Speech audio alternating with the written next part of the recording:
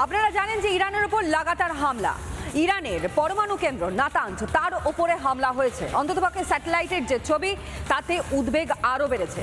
গোটা বিষয়টা নিশ্চিত করা হয়েছে IAEA এর পক্ষ থেকে। অন্যদিকে আরও একটা বিষয় আপনাদেরকে জানিয়ে রাখি, এই পরমাণু কেন্দ্রে হামলার ঘটনা যা সত্যি উদ্বেগ বাড়াচ্ছে, অন্যদিকে পাল্টা প্রত্যাঘাত হানছে ইরানও। দেখুন, কথায় বলে ছবি কথা বলে। জুলাই 2020, জুন 2025, আর এবার মার্চ 2026 ফের হামলা ইরানের নাতাঞ্জ পরমাণু কেন্দ্রে। 3টি জায়গায় ক্ষতচিহ্ন, যা ধরা পড়েছে স্যাটেলাইট চিত্রে।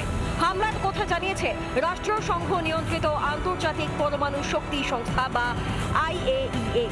ইরানে 3টি পরমাণু ঘাঁটে, ফোরজো, ইস্পাহান ও নাতাঞ্জ।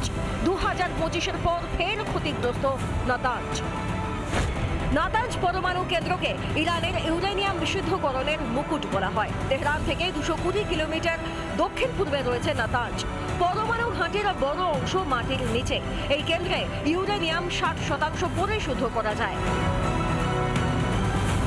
বারবার নজরে পরমাণু ঘাঁটি। এই মুহূর্তে কিন্তু ইসরায়েল বা আমেরিকা তারা সরাসরি সৈন্য নামে ইরানে যুদ্ধের কথা ভাবছে না। তারা এই এরিয়াল স্ট্রাইক এগুলোর মাধ্যমে এই বর্তমান ইসলামিক সরকার সেটার পরিবর্তন করা এবং তার সঙ্গে সঙ্গে তাদের নিউক্লিয়ার এনরিচমেন্টের যে সাইটগুলো রয়েছে সেগুলোকে ধ্বংস করা, এগুলো তারা চাইছে। যদি এই এন্ডগুলো তাড়াতাড়ি তারা সফলভাবে করতে পারে, অর্থাৎ রিজিম চেঞ্জ হলো এবং নিউক্লিয়ার যে থ্রেটটা ইরানের ছিল সেটাকে পুরোপুরিভাবে ধ্বংস করা গেল, তাহলে হয়তো যুদ্ধ পরিস্থিতি পরিবর্তন দ্রুত হতে পারে। এখানেই থেমে নেই ইসরায়েল বা মার্কিন সেনা। রেহাই পেল না হাসপাতালও। এই ছবিটা উত্তর তেহরানের গান্ধী হাসপাতালের ভিতরে ছড়িয়ে ভাঙা কাঁচের টুকরো, ভেঙে গিয়েছে দেওয়াল, ছড়িয়ে ছিটিয়ে পড়ে চিকিৎসার সামগ্রী। যুদ্ধে বাড়ছে মৃত ও আহতের সংখ্যা। কথায় বলে রাজায় রাজায় যুদ্ধ হয়, উরু খাগড়ার প্রাণ যায়।